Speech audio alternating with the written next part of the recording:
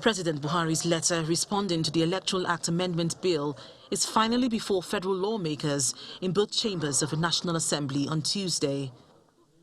The 30-day deadline for President Buhari to communicate to the National Assembly on his decision to either sign or decline assent on the Electoral Act Amendment Bill expired on Sunday, December the 19th. In the Senate, lawmakers converge in groups. They already knew the content of a letter.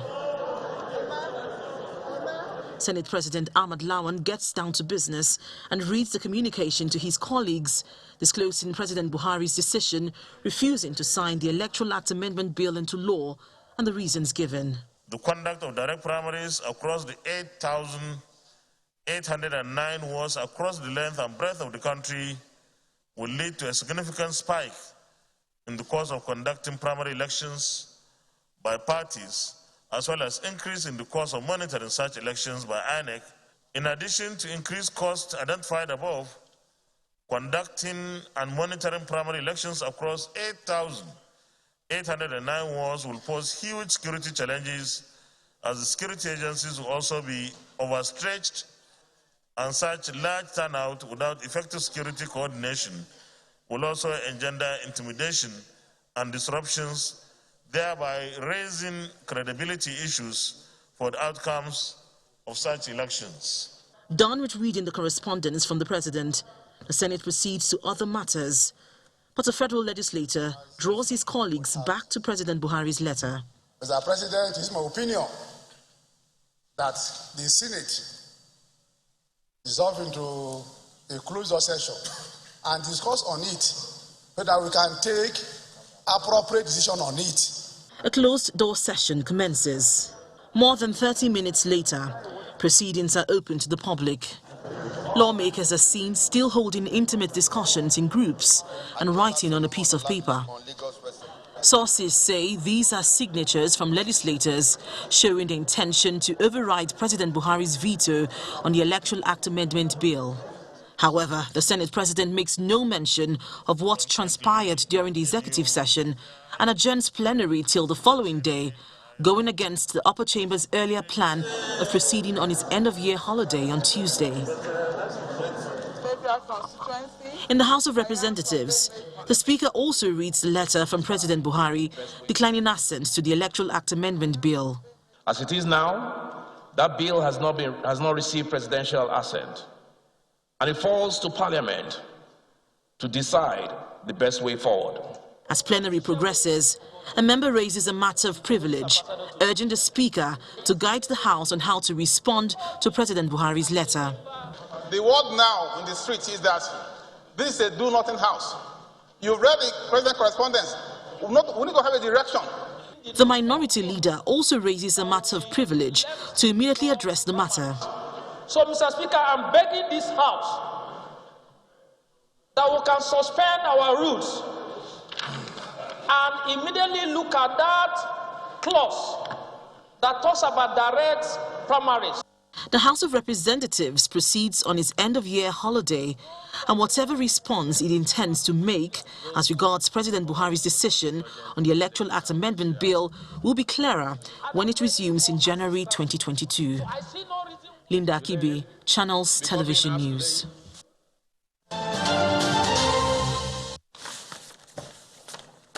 Well, 2021 might not have been an election year, but intra-party politics hogged the headlines, with the main parties having leadership tussles on the field and even the courts. That's right.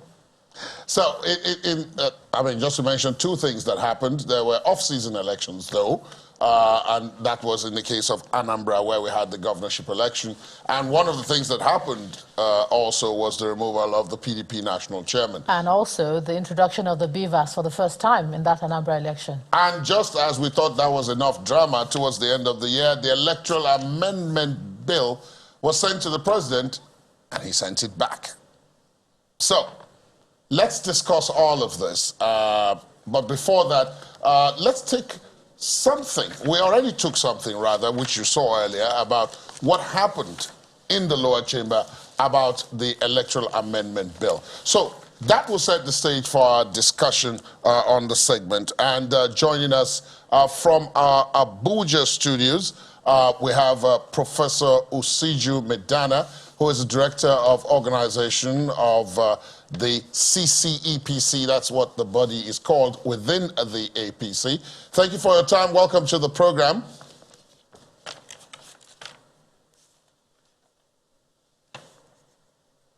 We're also being joined by Mr. Ilemona Onoja, who is a member of the PDP. And sitting beside him, of course, is Professor Pt.4 Adibe, who is of the Political Science Department, Nasarawa State University. Gentlemen, I welcome you and compliments of the season. Because of time, let's dive straight in. And let me begin with you, Professor Adibe. This year has ended with a sort of bang. But if we go back, when the year started, were some of the things that happened, were they anticipated, do you think? Well, in terms of the Electoral Act, I don't know, because you remember that in the run-up to the 2019 election, we had this scenario where the president also declined to assent to the bill. And I don't think anyone anticipated or the beavers will come on board, but we knew that increasingly INEC was trying to introduce technology to drive the election process. Anambra State election was very much anticipated, and I don't think the outcome was actually also what was many people widely speculated will happen. So in many ways, we know that the things that happened in terms of the Electoral Act that had been the amendment, discussions around the amendment had been ongoing since 2010 actually. And then you have the amendment bill of 2019, which didn't happen. The only thing I will say is that the distrust of government, the distrust of the federal government seems to have not changed. Because when the president declined assent in the run-up to the 2019, I think a few other amendments he complained about were done, and he still declined assent. So when this one happened, where he complained, in my own opinion, which sound like some reasonable grounds about direct primaries, and the whole idea was to delete Section 87. So that all the elections will be conducted, all the primaries will be through direct. There was a lot of hula-baloo from the public. Even though, in my own opinion, many people, my own reading of the situation was not that he refused to assent, but that he said, look at this again. And he marshaled what seemed to be reasonable grounds for not assenting to that. But because of that legitimacy crisis around his regime and what happened in the run-up to the 2019 election, I don't think many activists refused to give him a benefit of the doubt. Professor Adibe, let me just bring this to you and ask, because over this particular year, we've talked a lot about intra-party politics, the wrangling, and now we're looking at the process and all that. But my question is, are we looking at the right thing? Many say this is the time for us to focus on leadership, the leadership question. Are you satisfied with the kind of narrative that seems to dog our politics, rather than who we ought to elect looking forward? I think the question of that leadership, actually earlier today I made a comment. I was engaged in a conversation with somebody.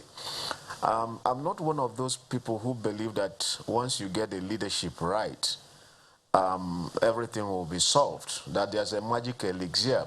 I'll give you an example. It is very common for Nigerians to use Lee Kuan Yew, the former Singaporean leader who transformed it from third world to first world, or Paul Kagame in Rwanda. So I usually ask them, and you can see both leaders spent about 30 years. Lee Kuan Yew spent about 31 years. Paul Kagame has been there for a long time. So I asked him a question. In the Nigerian context, do you think Nigerians will allow any leader from a particular ethnic group to be in leadership position for over 30 years. Under Jonathan was there for less than about 5 years, and people were talking about Joe arrogance. Buhari has been there for less than 8 years, or some people are talking about Fulanization. So there are these environmental variables. I think we have to look at our own society. Yes, there's leadership failure, but it is just like this argument of the structure and the agency, the people and the structure. Which one should we resolve first? The argument of the chicken and egg, which one comes first? It's not a straightforward thing. How will a leader emerge when, for example, your name alone makes you a suspect? People say it is institution that we need. I agree. But how will institutions emerge when you don't have any leader that has a universal legitimacy, across the contending factions in the society? So it's not a very straightforward. Remember, what you call a good leader is a subjective metric. So when a leader emerges, the other groups, the other contending factions, will they see that person as performing if you say he's a good leader? So I think we should be looking at not just the leadership, as some people say, it is also the structure in which our environmental variables, including what some people will call the Nigerians and the Nigerian factor itself. Okay, Professor Adibe, in that case, if that is the situation, Professor Adibe, then let us talk to those who are actually practicing. And I see them on besides you there, sitting in the same Abuja studios. And let me go then to Professor Osiju Medana, who is of the APC, which is currently in power at the federal level, and stay with the question of leadership. The issues that have been thrown up about leadership also relate to, are we skewing the narrative? Because so much effort is being put into whether the president is a southerner or a northerner, and somewhere in between, the argument about merit gets lost. As a political party, as a ruling political party, is your party thinking about the process that produces someone more on merit than on these other, shall we say, more subjective criteria? Thank you for having me, and let me say first and foremost, I want to correct something you said, that director of CECPC. Let me just put it on record. CECPC is a product of the NEC, that is Article 13, subsection 3, paragraph 1 to 6 of the party constitution. I'm a director of organization of APC, not of CPC. That is the correction. Now, let's go to the leadership issue that you mentioned. I want to align to some extent to what Prof has said. This country, if you look at it, is only a country. I think I have looked at so many countries that practice democracy. It's only in Nigeria that from 2019 people are talking to 2023. All aspects of national development has been somehow neglected, only talking about politicking.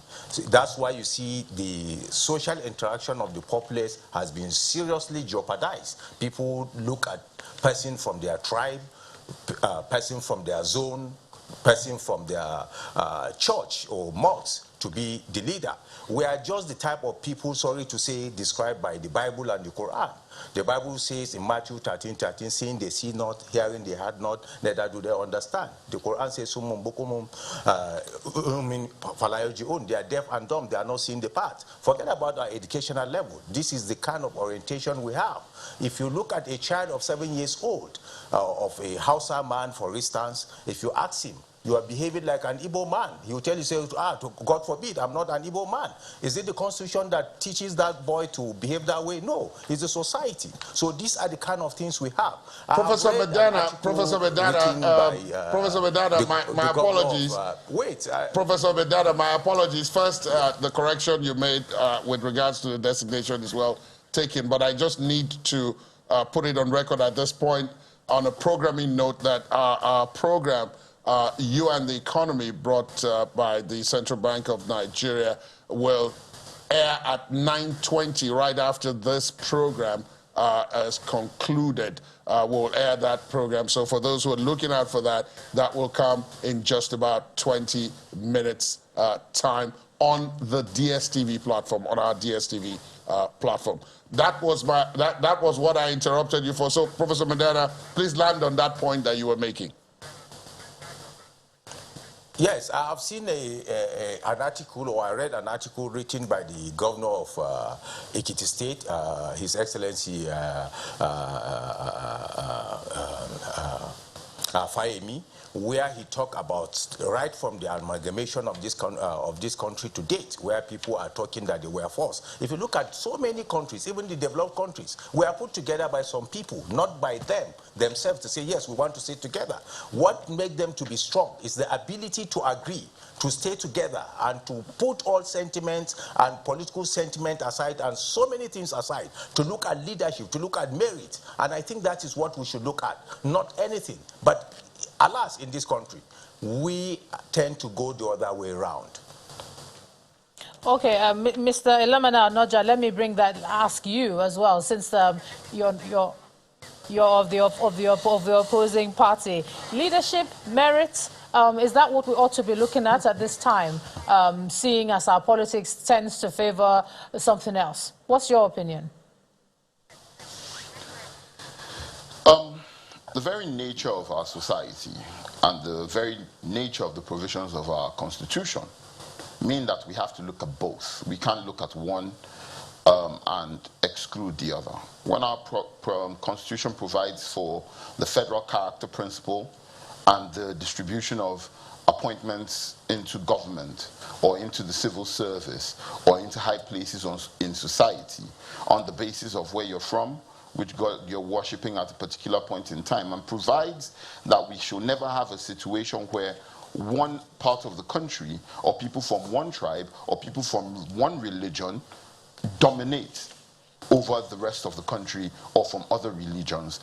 Therein, our constitution lays the foundation. That means that not only do we think about the content of your character, but we must always also think about all these other things. Our constitution makes it an inescapable conclusion. There's nothing we can do about it.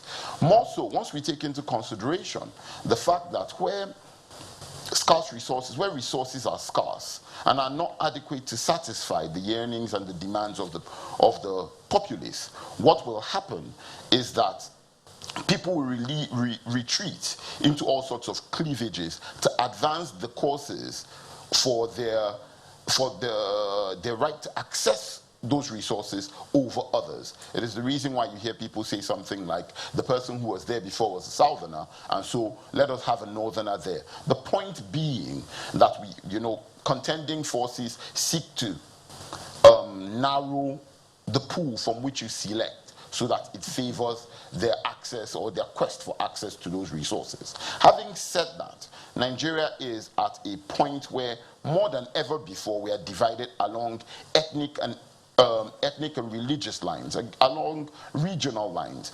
And it is because of the most fundamental of issues, an absence of justice.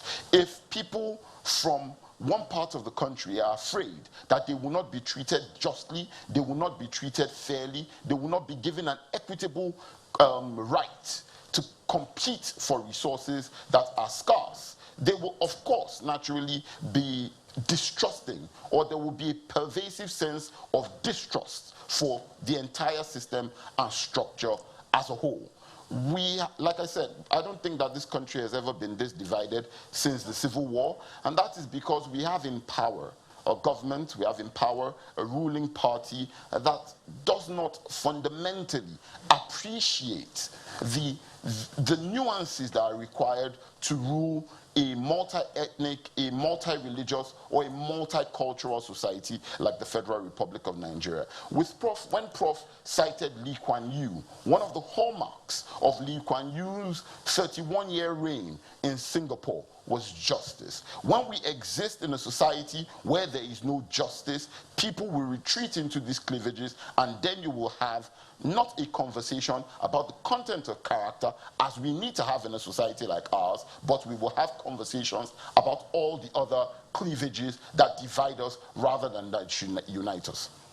Professor Medina, I'm sure you want to respond to that. Yes, I can hear you trying already. I want to respond to my brother here because I want to refer him back to, he said we never had it this way. This country has never been divided this way. He said it. And I think it's under Obasanjo that we witnessed the issue of ethno-religious crisis in this country, where BBC in this report of 2004 put it at more than 50,000 people were killed. And he was talking about Section 14 of the Constitution with the issue of federal character.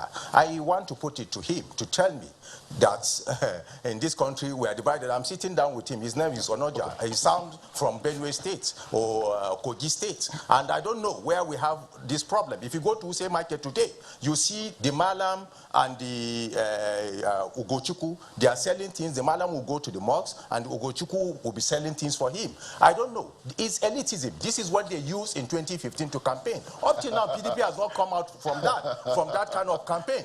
This is what they used in 2019. If you look at even the banditry issue, in 2019, they were calling it Fulani headsmen. Quickly now, we are going to 2023. They come up with banditry. This is their style. I think PDP, you should come out with your blueprint to show Nigerians the 16 years you have done, where you squandered all your chances, you squandered all the revenue we accrued from petroleum sales. You have to come out with something to tell Nigerians, an alternative, not just to come with rhetorics. Nigerians are tired of rhetorics. Let me jump in. Allow me to jump in. This conversation, the way the conversation has gone now, yes. I'm sure there'll be a lot more of this in 2022. But I want to bring both the participating political parties now, both Professor Medana and Mr. Onoja, back to the question that I raised, because that is going to be the central question in 2022. The presidential election is currently fixed for February 8, 2023. So a lot of 2022 is going to be devoted to the process of selection of the candidates for the various political offices in the election in 2023. So I again go back to the question about, yes, we've talked about the theory of what we should be doing, but inside each of your parties, there appears to be a battle for control of the party. So I'll start with you, Professor Medana. Within the APC, there have been accusations back and forth which are spilling over into 2022 about what is happening about getting a democratically elected executive in place that can conduct the process for the elections. You corrected me about the difference between the National Executive Council and the CCEPC, which is part of what has led to that is this issue of not being able to conduct the process by those who are elected. So what's going on within the party? What can we expect to see in 2022? Simply, the CECPC is Caretaker Extraordinary Convention Planning Committee, which was saddled with responsibilities. Part of the responsibilities were to do registration. This is the first time that a major political party in the country conducted registration in more than 120,000 polling units. Then we conducted the ward congresses in 8,809 wards, then 774 local government congresses with 6 area councils in Abuja, then 36 states. Then the CECPC in its 17 regular meetings set up a committee to now come up with the modalities and budget for the convention. That is that. There are a lot of people in any political party. There are some that you see them, I won't just call them, they don't have any reason to cry, because there is a statutory body. The party has organs, right from the National Convention, the NEC, the National NWC, going to the state and downwards. You see some people, even in this platform, you see them coming here that we have sacked this, we have sacked that. They have no any authority to do that. It's just for rhetorics. That is why they come here. And CECPC, what you're saying, Professor, they have every right Professor Medana, what you're saying What you're saying effectively is that in 2022, there'll be a smooth transition to an elected executive which will oversee. Yes, exactly. That is what you're saying. It will take our time and do it. Yes. Let me ask the same question from Mr. Onoja, because you have just enthroned a new executive, but there have been problems with reconciling those who are very aggrieved about the process that led to that new executive. In 2022, what are you doing about clearing that? Oh, most of that work was done before the convention. You will recall that in November 2020, the PDP set up the National Reconciliation and Strategy Committee, headed by Dr. Abubakar Bukola Saraki and peopled by men and a woman of proven integrity and a track record of performance, who set the tone for the convention, for the holding of a very smooth convention. And that started from reconciling people at after the world congresses, reconciling people after the local government congresses, pursuing reconciliation after the state congresses, and then bringing us to the convention, where there was a national consensus on all offices but two on the National Working Committee.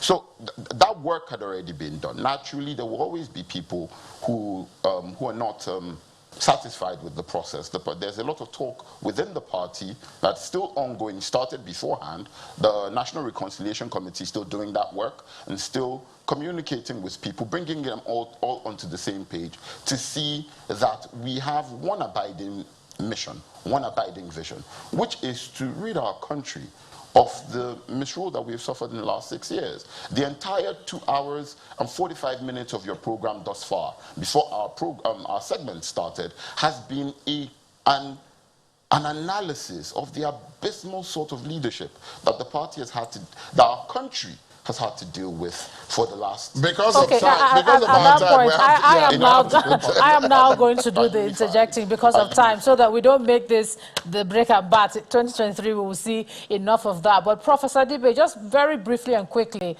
the focus has been on what the parties are doing. Let us talk about the people, which is what politics is also supposed to be about, and their votes. And for that, I'm taking you back to the Electoral Amendment Act and that provision on transmission of electronic transmission of results. Do you see us moving into 2023 with a greater assurance that the average person's vote is going to count properly, not just be counted, but count where it should count? Yeah, thank you. Permit me to use 30 seconds to respond to some of the issues raised by the two politicians.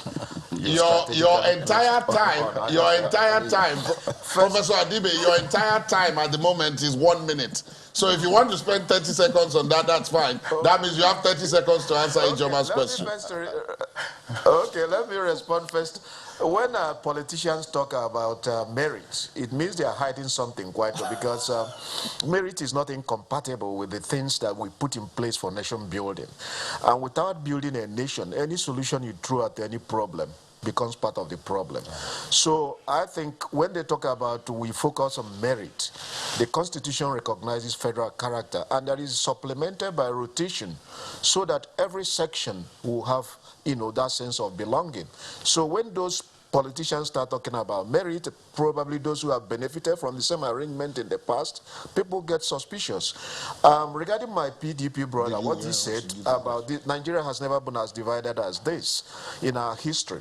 I hear that being said often, but the truth is, we are called, in transitional societies, newly democratizing societies, we say there are, because we are emerging from a prolonged period of autocracy, there are bottled up feelings which the free speech guarantee in democracy unleashes, which means that in the short to medium term, there is often an aggravation of the structures of conflict.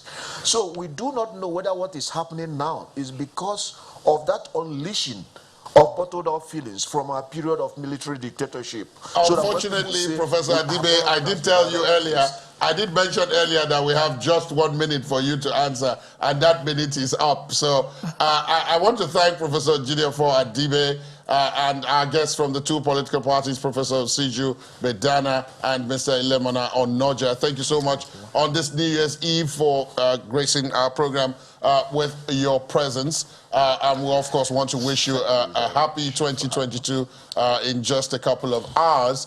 Thank you so much for being with us.